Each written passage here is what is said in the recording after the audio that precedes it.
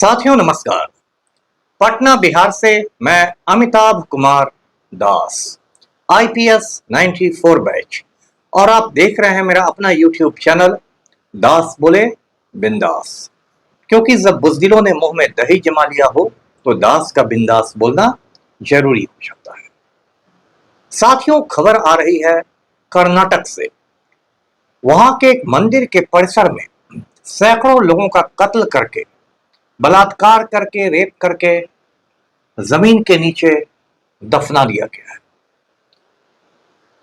इस वीडियो को आखिर तक दिल थाम कर देखिए। साथियों, दक्षिण भारत का एक राज्य है कर्नाटक। कर्नाटक का नाम 1972 तक मैसूर हुआ करता था। 72 में इसका नाम बदल के कर्नाटक कर दिया गया। और इस कर्नाटक में एक डिस्ट्रिक्ट है, एक जिला है दक्षिण कन्नड़। इस जिले के मुख्यालय का नाम है मैंगलोर। 2018 में मुझे मैंगलोर जाने का मौका मिला था जब चुनाव आयोग ने मुझे पुलिस ऑब्जर्वर बना के दक्षिण कन्नड़ जिला भेजा था। तो इसी दक्षिण कन्नड़ जिले में एक छोटा सा आप कस्बा कह लीजिए, वो है बेलटेंगड़ी। और इस कस्बा के पास एक नदी बहती है जिस नदी का नाम है नेत्रावती।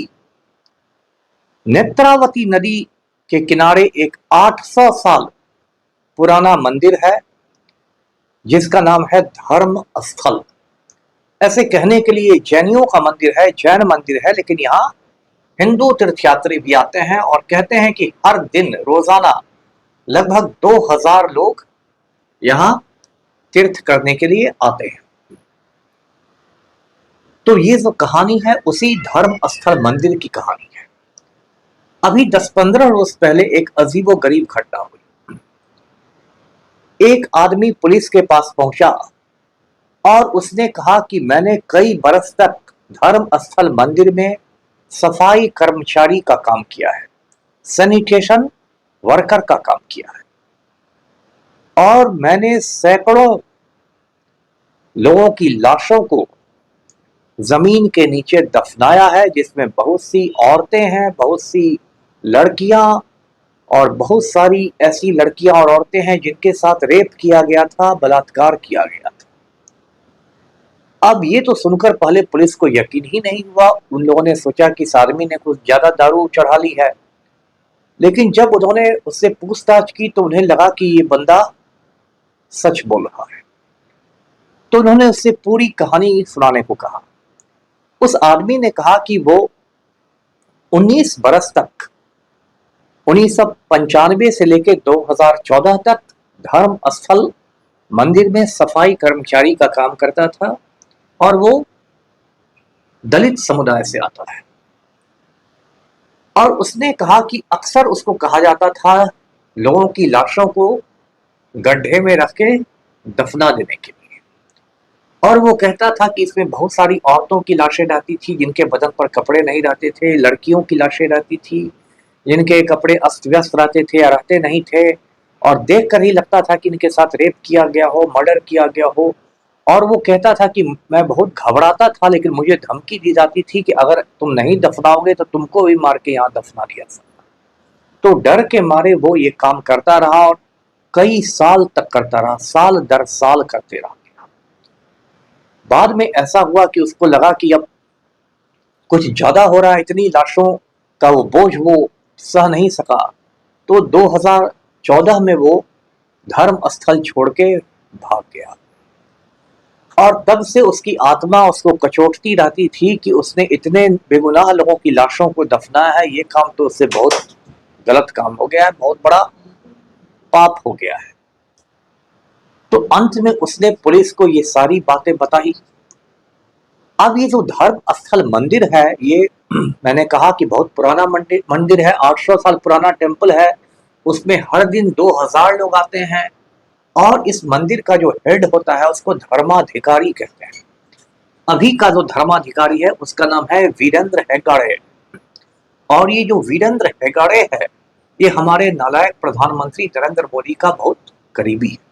इसलिए मोदी ने इसको राज्यसभा का एमपी बना दिया है।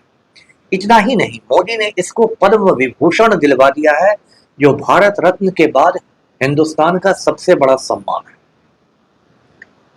तो जब ये खबर अखबारों में आई, मीडिया में आई, टीवी चैनलों में आई, तो कर्नाटक में समझिए भूकंप आ गया, जलजला आ गया कि ये क्या हो गया। कर्नाटक में आप जानते हैं कांग्रेस की हुकूमत है और सिद्धरमैया वहां के चीफ मिनिस्टर हैं, वजीर आला हैं, मुख्यमंत्री हैं। तो सिद्धरमैया ने इसमें एक SIT के गठन की घोषणा की, स्पेशल इन्वेस्टिगेशन टीम की घोषणा की गई और कहा गया कि वो जो सफाई कर्मचारी है, जिस जिस जगह पर वो बोलते रहे उस जगह की खुदाई की जाए। अब वो खुदाई शुरू हुई। खुदाई जो हो रही है तो खुद वहां के जो लोकल SP हैं वो वहां मौजूद है। वहां जो पुट्टूर सब डिवीजन की असिस्टेंट कमिश्नर है स्टेला वर्गीज, वो वहां मौजूद हैं और मीडिया वाले तो हैं ही। अब वहां हड्डियों का निकलना शुरू हो गया है, कंकालों का निकलना शुरू हो गया है। अब देखिए, जो धर्म स्थल है इसका इतिहास बड़ा डरावना है। वहां से अक्सर पहले भी मतलब लड़कियां लापता होती रही, औरतें लापता होती रही है, लेकिन मामले को हमेशा दबाया जाता रहा है। कुछ साल पहले वहां क्या हुआ था कि मणिपाल यूनिवर्सिटी की एक मेडिकल छात्रा घूमने आई थी, उसका नाम था अनन्या भट्ट। अनन्या भट्ट अचानक लापता हो गई धर्मस्थल से। उसकी जो माँ थी सुजाता भट्ट, वो कलकत्ता में CBI ऑफिस में स्टेनो का काम करती थी, यानी टाइपिंग वगैरह करती थी। तो अनन्या भट्ट की सहेली ने उसकी मम्मी को खबर दी कलकत्ता में कि अनन्या अचानक मंदिर के आसपास देखी गई थी और लापता हो गई। अब वो वहां से आई सुजाता भट्ट, तो उसके साथ भी मारपीट कर ली गई और ऐसी मारपीट की गई कि बेचारी 2-3 महीने तक अस्पताल में बेड पर रही। वो फिर डर से भागी कि बेटी तो चली ही गई, मैं भी चली जाऊंगी। इसके बाद क्या हुआ कि एक सौजन्या नाम की लड़की अचानक लापता हो गई और 1-2 रोज बाद उसकी लाश मिली और उसको एक पेड़ से बांध के मार डाला गया था। इस पर वहां एक छोटा मोटा आंदोलन भी खड़ा हो गया, जस्टिस फॉर सौजन्या, यानी सौजन्या को इंसाफ दिलाओ। लेकिन फिर धीरे धीरे वो आंदोलन ठंडा पड़ गया। फिर कुछ साल बाद क्या हुआ, वहां पद्मा लता नाम की एक लड़की गायब हो गई और रहस्यमय तरीके से गायब हो गई। फिर उसको लेकर आंदोलन शुरू हुआ, लेकिन वो भी ठंडा पड़ गया। आंदोलनकारियों को धमकियां मिलने लगी, हत्या की धमकियां मिलने लगी। प्रशासन ने उनको प्रदर्शन करने की अनुमति नहीं दी। और देखिए कैसा कैसा खेल होता है। वहां जो लोकल थाना है, बेलठंगड़ी का थाना पुलिस स्टेशन, मैं आपको बता दूं कि हर थाना में एक UD रजिस्टर रहता है। UD का मतलब हुआ अननेचुरल डेथ, मतलब बहुत सारी अप्राकृतिक मौतें होती हैं, जो हत्या जिसको आप नहीं मान सकते लेकिन अप्राकृतिक है, जैसे किसी ने सुसाइड कर लिया या कोई एक्सीडेंट में जल के मर गया या कोई पानी में डूब के मर गया, ये सब को UD केसेस कहते हैं, अननेचुरल डेथ के केसेस के होते हैं।